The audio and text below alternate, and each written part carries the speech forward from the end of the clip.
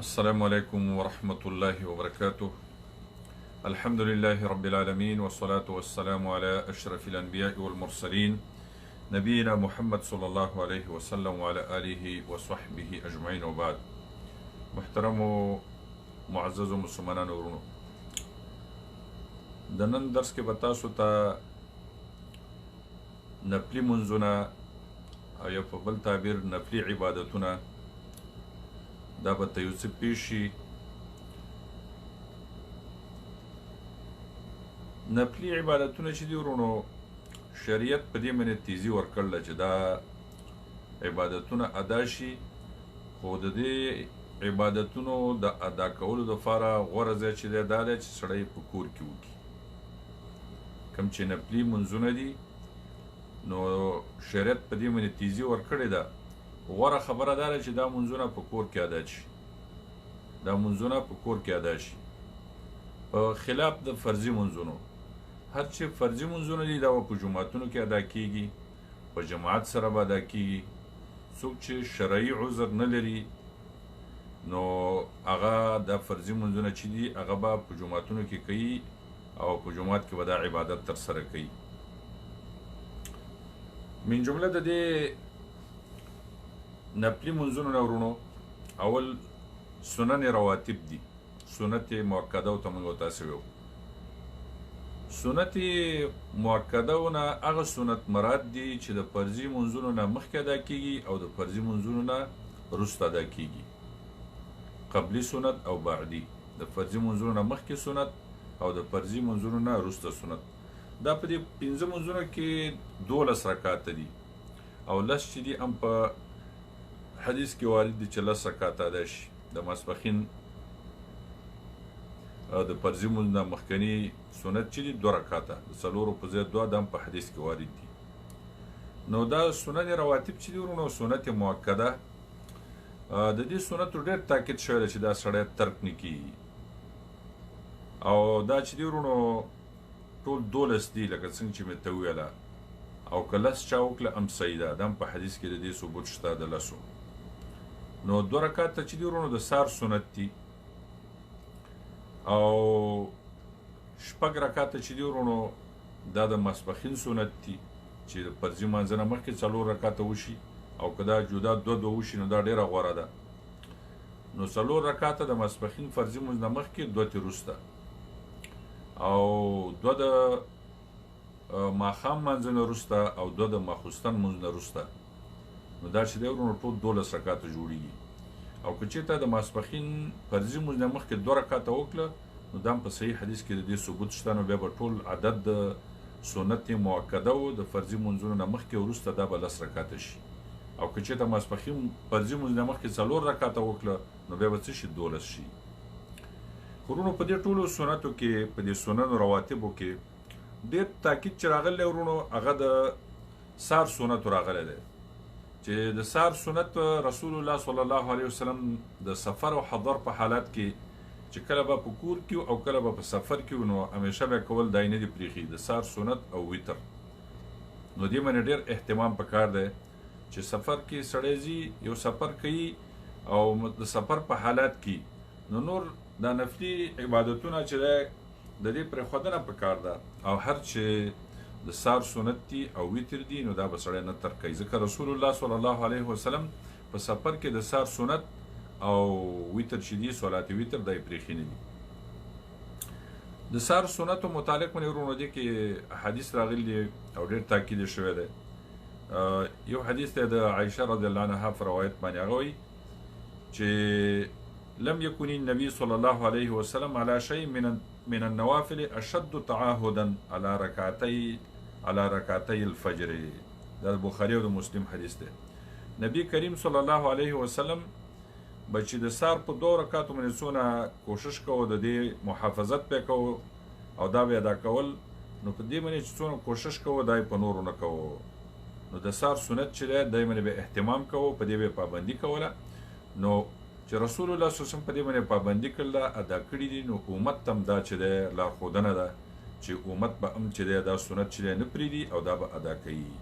او بل حدیث کې راځي د دې سار سنتو په رابطه باندې چې رکعتا الفجر خیر من الدنیا وما فيها. دا 2 رکعاته د سار چې دي 2 رکعاته سنت دا غوره دي د دنیا نه هغه څه چې په دې دنیا کې دي. سبحان الله دا ډېر ناشنا حدیث دی ورونو.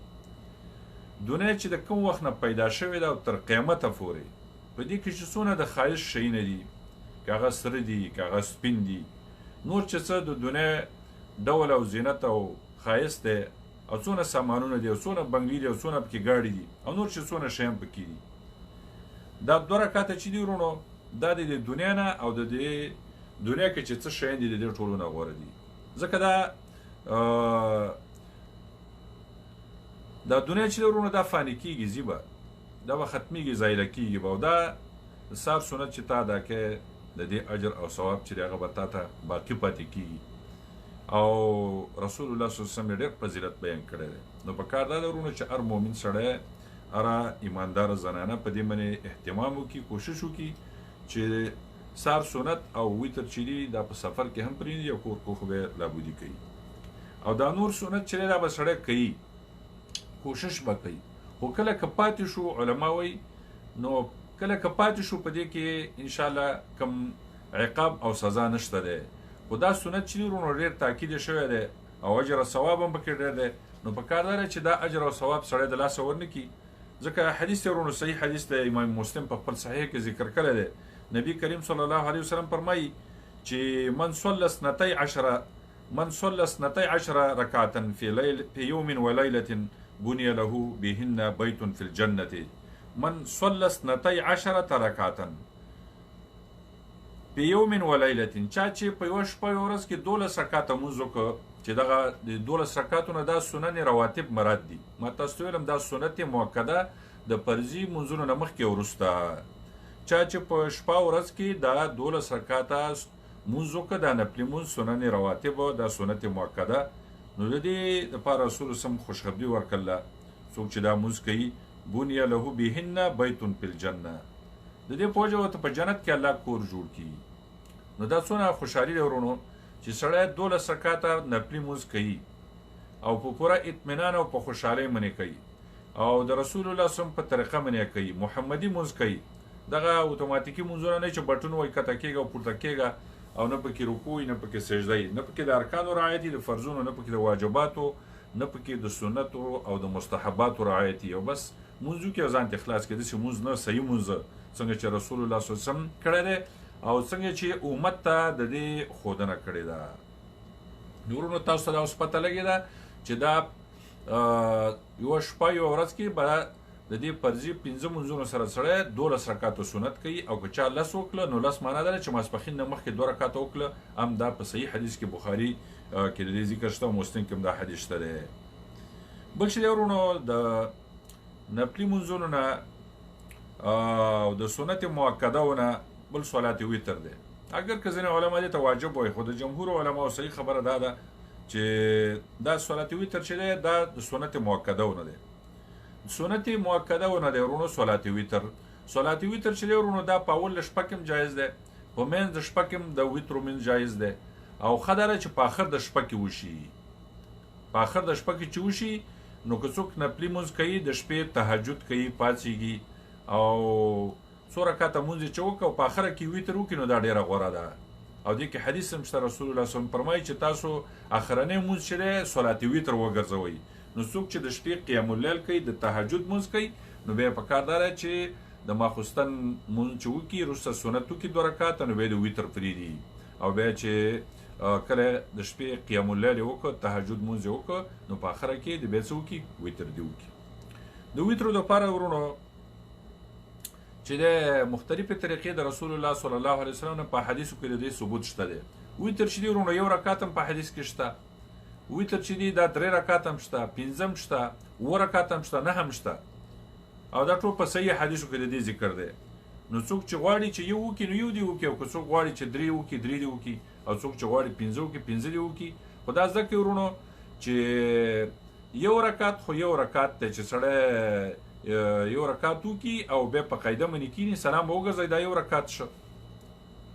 ډېر خلک دا رد کوي، خو دې کې صحیح حدیث ذکر دی ورونو. دا حدیث تاسو واورئ د رسول الله صلی الله علیه وسلم دا حدیثونه د حدیث راوی دی ابو ایوب الانصاری رضی الله عنه، مشهور صحابي دی د رسول الله صلی الله علیه وسلم د صحابهونه. هغه وی رسول الله صلی الله علیه وسلم فرمایلی دي الوتر حق على كل مسلم ومن احب ان يوتر بخمس فليفعل ومن احب ان يوتر بثلاث فليفعل ومن احب ان يوتر بواحده فليفعل. دا حدیث لرونو امام ابو داود په خپل سنن کې ذکر کړی دی، امام ترمذی امام نسائی چې هم په خپل سنن کې ذکر کړی دی. رسول الله صلی الله علیه وسلم فرمایي ویتر کول په هر مسلمان باندې حق دی چې دا ویتر چې دا ادا کړي. نو د چا چې 15 رکعاته ویتر خوښ شي نو ودی کی 15 دی وکي، د چا چې 3 رکعاته ویتر خوښ شي نو 3 دی وکي، او د چا چې 1 رکعت خوښ شي نو 1 دی وکي. نو ډېر خلک چې ورونو 1 رکعت سره ناشنا دي، زموږ عام خلک د 3 رکعاتو ویتر سره عادت دي، خدا نور چې دی ورونو دا ته تعجب معلومیږي، خدا ټول په صحیح حدیثو کې چې وارد دي. ورونو دا زده کوي ویتر چې دی 1 رکعت هم شته، 3 شته، 5 شته. ورونو 1 رکعت خو ماته سره چې 1 رکعت شړو کې او په قاعده په تشهود باندې کېږي سلام وګرځي 1 رکعت شه. 3 چې ورونو 3 دوه طریقې وارد دي، صحیح حدیثو کې 2 طریقې وارد دي. یو دا چې دا 3 رکعت کې نو په 2 کې به سلام وګرځي، 2 رکعت به کې یو به سرسته وکي، او د عام حدیثو کې دغه طریقه چې ورونو مذکوره ده. او 3 رکعت د سم وارد دي ورونو چې 3 رکعت په یو سلام او په یو قاعده وکي، 2 قاعده به پکې نه کې د صلات مغرب په شانه د ماخام موز په شانه، بس چاول نه دی نیت وکړه نو بس 3 رکعت او مسلسل وکي او اخر قاعده کې بکینه او سلام به وګرځي. د صلات مغرب په شانه باندې کې ځکه دین رسول الله صلی الله علیه وسلم منع کړی دا چې تاسو صلات ویتر د صلات مغرب په شانه مګرځوي. نو قاعده به پکې نه کې، 3 وانه به په یو اخرنۍ قاعده کې په یو سلام باندې. دا چې ورونو دویمه طریقه ده. او کو 15 رکعات څوک کوي ورونو 15 رکعاتو طریقه ده چې ټول به اخري په یو قاعده کوي، یو قاعده باندې به کوي، اخر کې 15 رکعات به کوي او اخر کې به کینی قاعده به کوي. دای قاعده دای طریقه ده. 1 رکعت په حدیث کې وارد ده، 2 رکعاتو طریقه ده چې 1 رکعت به کوي او په اخر کې به کینی قاعده به کوي. او د 9 رکعاتو طریقه ده ورونو چې 8 رکعات چې وکړه نو په 8 رکعت به کینی قاعده به وکي، او بیا چې تشهود کې به پاتېږي 1 رکعت په سرسته بل وکي. دا چې نه چې د رکعات شو ویتر نو دغه چې چا اره طریقه وکړه ورونو نو دا صحیح طریقه ده د رسول الله طریقه وټکه. 1 رکعت واخو سره چا سه وخت کمی 1 رکعت وکي، په دې نه چې 1 رکعت کې چې د رسول الله سنت دی صحیح ده. خو که څوک ډیرو کې نو ډیره خدای سره وو کې خو ډیره خدای عبادت ته کې سره نه هو کې خو ډیره خدای 3 خدي 5 چره 3 خدي او کچا یو وکنه یوم صحیح ده د موږ څوک رد نشي کولای. نو دا خلاصه خبره ده شورونو چې ویتر چې 1 رکعت هم شته، 3 شته، 5 شته، 8 شته او 9 طریقه مې ته وښودله. دین وروسته ورونو قیام الليل د تراویح مونځ، قیام الليل دام نفلي مونځ دی. دا د تراویح مونځ چې دی ورونو نفلي مونځ دام چې سړی کوي نو د شپې چې دی ورونو د پروژه کې او د روژې نه په غیر چې روژه کې څوک د شپې مونځ کوي نو هغې ته تراویح وایي، او د روژې نه په غیر چې کوي هغې ته قیام الليل وایي. خو د رسول الله صلی الله علیه وسلم طریقه دا ورونو چې رسول الله صلی الله علیه وسلم به په روژه کې په رمضان کې او د رمضان نه په غیر رسول الله صلی الله علیه وسلم چې دی ورونو هغې به دغه 11 رکعاته مونځ کوه. ځکه دا صحیح حدیث دی د ابو سلمه بن عبدالرحمن نه روایت دی. یقینا هغه خبر ورکړی دی چې هغه د عایشه رضی الله عنها پوښتنه وکړه چې رسول الله صلی الله علیه وسلم په رمضان کې څنګه مونځ کوه. دا ابو سلمه بن عبدالرحمن وایي. نو هغه ویل چې عایشه رضی الله عنها ویل چې ما کان رسول الله صلی الله علیه وسلم یزيد فی رمضان ولا فی غیره على 11 رکعه. رسول الله صلی الله علیه وسلم په رمضان کې او رمضان نه په غیر د 11 رکعاته نه اضافه مونځ نه کوه. نورونو نو دغه 8 رکعات چې سړی قیام الليل وکړي او 3 رکعاته پکې ویتر وکړي نو دا بهترینه طریقه ده. که دا په روژه کې او د روژې نه که په غیري دا نفلي مونځ دی، او دا نفلي مونځ رسول الله صلی الله علیه وسلم امت ته دا طریقه ښودلې ده. بل د نفلي مونځونو یو مونځ دا دی ورونه چې تحیة المسجد ورته وایي، د جومات شکرانه مونځ. زموږ ډېر ورونه داسې مسلمانان چې د جهالت او د ناپوهۍ په وجه باندې جومات ته داخلېږي، د مانځه وخت نه وي، مانځه ته وخت فاتي، او یا د مونځ وخت نه او جومات ته داخل شي سمدستي کیني. دا غلطه ده. څوک چې جومات ته داخلېږي نو په اودس به داخلېږي، او چې جومات ته داخل شه 2 رکعاته مونځ به کوي. په دې کې صحیح حدیث د رسول الله صلی الله علیه وسلم دا حدیثونه وارد دی ورونه. دا کوم مذهب پورې هم تړاو نه لري چې فلاني مذهب کې دا دي چې جمعات ته نه وتې 2 رکعته مونځ به کوې او پلاني مذهب کې دا دي چې جمعات ته نه وتې 2 رکعته به نه کوې. نه، دا ائمه مجتهدین او علما دا هم په ټول په دې متفق دي چې تحیة المسجد چې دا به کوې، ځکه صحیح حدیث دی. دا حدیث چې امام بخاري هم ذکر کړی، مسلم نور سننو کې مسانید ټولو کې شته دی. نبی کریم صلی الله علیه وسلم فرمایي اذا دخل احدكم المسجد فلا يجلس حتى يصلي ركعتين. یو کس که تاسو نه جمعات ته داخل شي نه دي کینی تر څو پورې چې 2 رکعاته مونځ نه کړي.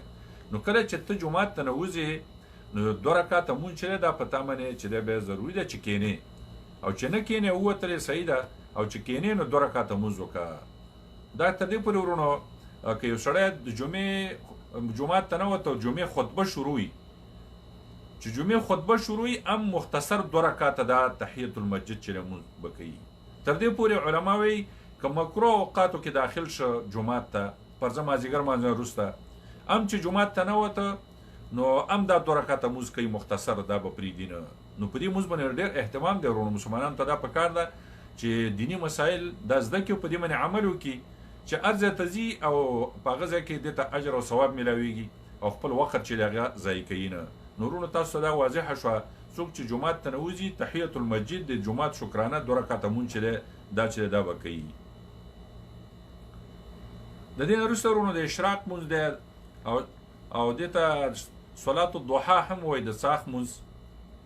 او دا اشراق مونځ چې دی ورونو د دې اول وخت چې دی ورونو د نمر د راختلو نه چې نمر د یوې نیزې په اندازه د خپل د راختلو ځای نه اوچت شي نمر، او د دې وخت دغه وخت نه شروع کیږي او تر دې چې نمر چې دی نمر چې هغه زایله شوی نه وي نو هغه وخت پورې دا مونځ چې جایز دی. نو تقریبا ماسپښین مانځه ته اذان ته چې دی ورونو 15-20 منټه پاتې شي نو دونه اوږد وخت لري دا مونځ چې دی. نو په دې کې هر وخت کې چې څوک مونځ وکړي ورونو دا نفلي مونځ په دې کې ډېر اجر دی. دې ته اشراق مونځ وایي، د څاښ مونځ ورته وایي، صلات الضحا او اشراق مونځ.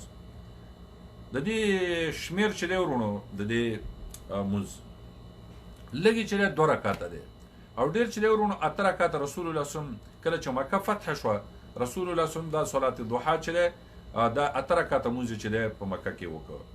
او که دې نه زیات هم چا وکړ علماو په دې کې کوم حرج نشته، ځکه نفلي مونځ دی. بلکې نور حدیثو کې وارد دي چې د شپې مونځ او د ورځې مونځ چې دی 2 رکعاته دی.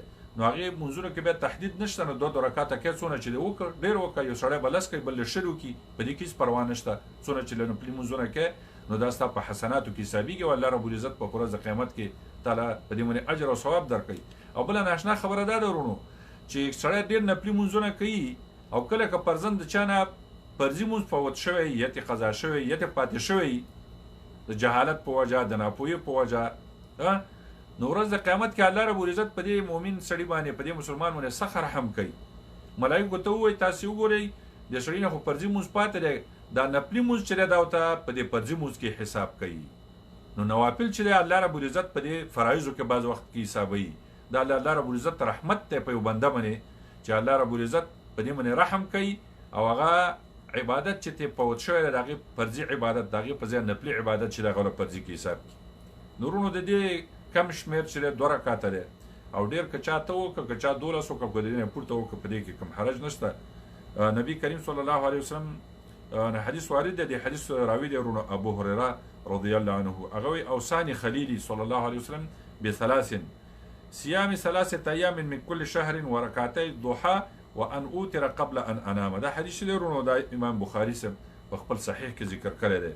دا وایي چې ابو هريره رضی الله عنه وایي دا مشهور صحابي دی ورونو د رسول الله صلی الله علیه وسلم د صحابهونه، بلکې هغه صحابي دی چې په ټولو صحابو کې علی الاطلاق د رسول الله نه ډېر احادیث د امت ته نقل کړي دي. 15,000 نه اوچت ډېر حدیث د امت ته چې نقل کړي دي. دا وایي نبی کریم صلی الله علیه وسلم چې دی ویلي دي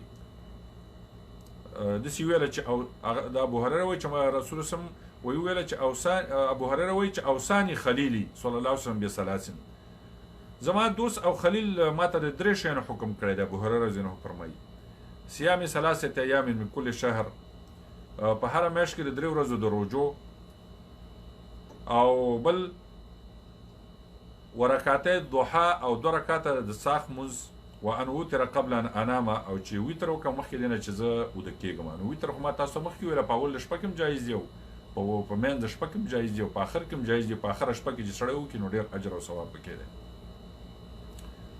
نورونو دا ما تاسو مخکې ویله د دې دا کولو وخت دا چې د نمر د خپل د راختلو ځای نه د یوې نیزې په اندازه باندې اوچت شي، یعنې د نمر د راختلو څخه 15 منټه تقریبا وروسته دا مونځ چې دی جایز کېږي، او تر دې پورې چې ماسپښین لمانځه ته 15 یا 20 منټه پاتې شي نو دا پراخه وخت دی.